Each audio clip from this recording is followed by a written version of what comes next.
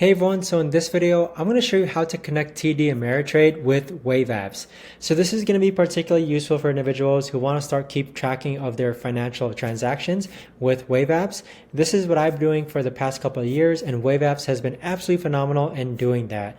So there's not going to be a lot of steps involved, guys. Make sure to stick around all the way till the end in order to learn how to do this.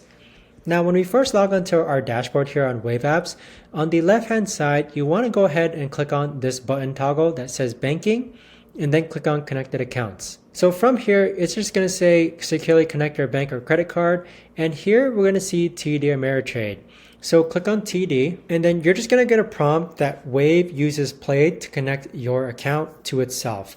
So Plaid is just a way of securely connecting your transactions and your bank, and also make sure that it keeps your data safe.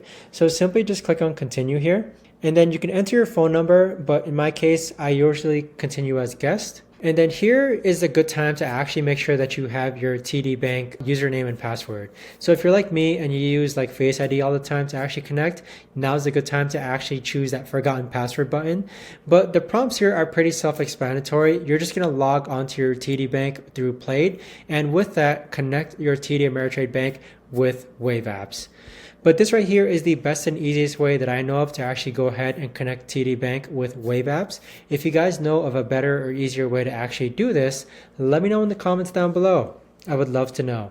But thanks so much for watching, everyone, and I'll see you guys all in the next video.